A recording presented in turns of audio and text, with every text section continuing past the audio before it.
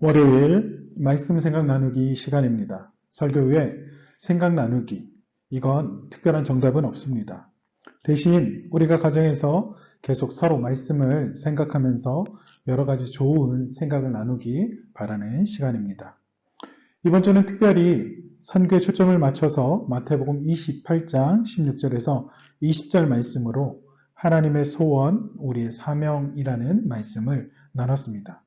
하나님은 목적과 계획이 있으셨고 예수님은 그 하나님의 목적을 위해서 이 땅의 구원자로 그리고 선교 공동체를 만들기 위해서 오셨으며 우리는 그 선교적인 사명을 가지고 제자로 살아야 한다라고 말씀을 드렸습니다.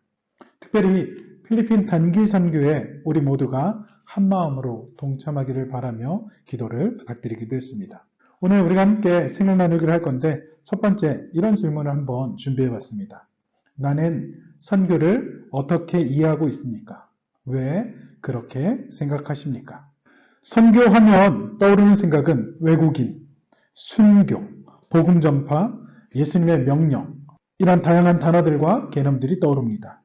선교는 정확하게 무엇이다 확언하기 어렵고 미션이란 선교의 영어의 표현처럼 어떤 특수한 인물을 생각하는 경우가 참 많습니다. 선교를 학문적으로 접근해서 정의를 내리자면 선교는 타 문화권에 복음을 전파하는 일이다 라고 정의를 내립니다. 타 문화권, 그것에 복음을 전하는 것, 그것을 선교라고 말을 합니다. 이와 비슷하게 전도는 동일 문화권에 복음을 전하는 것이라고 말할 수 있죠. 따라서 우리는 선교와 전도를 구분하는 것, 이걸 문화를 기준으로 삼기도 합니다. 이런 이유로 우리는 해외에 나가서 복음을 전하는 걸 선교라고 말을 하죠. 그런데 요즘에는 선교에 대한 생각이 조금 달라지고 있습니다. 포티라고 얘기하는 4세부터 14세, 이 연령에 따라서 세대 간에도 문화 차이가 있기 때문에 청소년을 위해서 복음 전하는 것도 선교라고 말을 합니다. 또 어떤 분들은 모든 영역, 모든 공간, 그것들이 선교다라고 주장을 하면서 전방위 선교라는 그런 표현도 사용합니다. 다양한 정의, 다양한 견해들이 있지만 무엇보다 선교는 모든 사람들로 하여금 하나님을 예배하도록 만드는 것, 이 일을 위해서 사람들을 부르는 일이라고 정의할 수 있는 것이죠. 하나님을 예배하기 위해서 오늘 말씀에서는 제자를 삼아야 한다라고 말하고 있고 그렇게 제자를 삼은 사람들에게 가르쳐 지키게 하라라고 말씀합니다. 우리들을 예수님의 제자로 하나님께서는 불러주셨습니다. 그렇다면 우리가 하는 행동, 우리의 모습들, 이게 선교라는 생각을 하시면 좋겠습니다.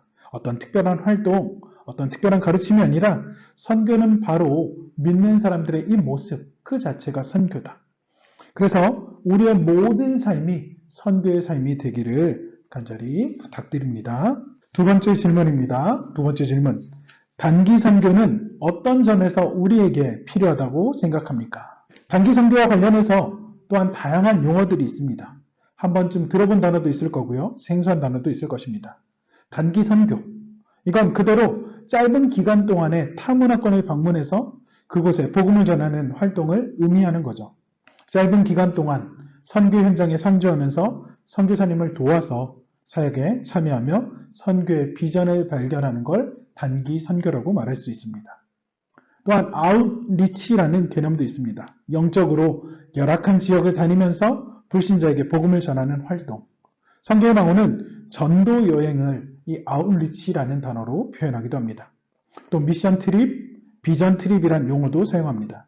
선교에 관심을 갖고 있는 사람들이 선교 현장의 실정과 타 문화권을 경험하는 그 목적을 가진 여행이라고 말할 수 있죠. 우리들은 이 개념어들을 혼용해서 단기 선교와 함께 연결해 사용합니다. 단기 선교가 필요한 이유 너무도 분명하죠. 그것은 우리로 하여금 선교에 관심을 갖게 하는 유익을 제공하기 때문입니다. 또한 이 단기 선교는 앞으로의 중장기의 선교사로 헌신할 사람들을 양성하게 만들기도 합니다.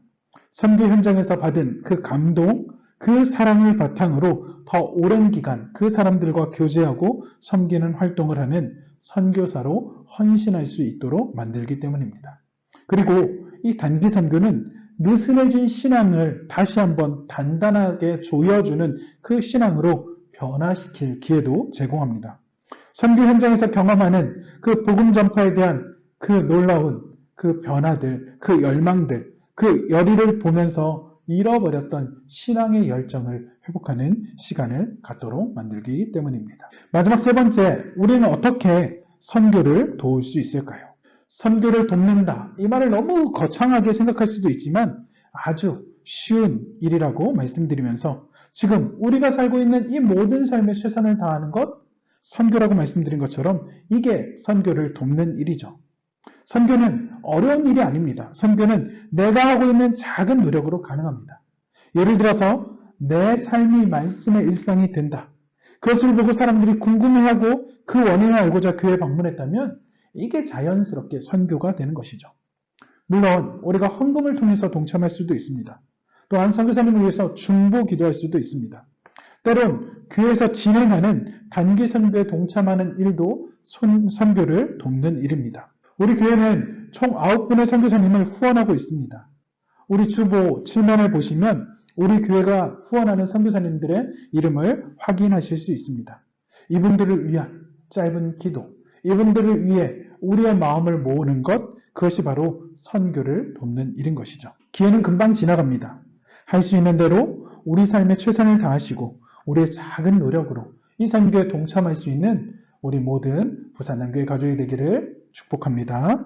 기도하겠습니다. 참 좋으신 하나님, 오늘 말씀을 통해서 우리가 알았던 사실들 또한 우리의 생각들을 다시 한번 정리합니다.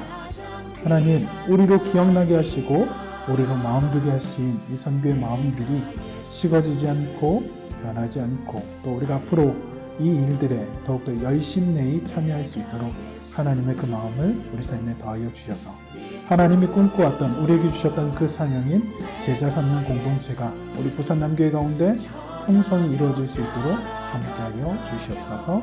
예수님의 이름으로 기도드립니다. 아멘.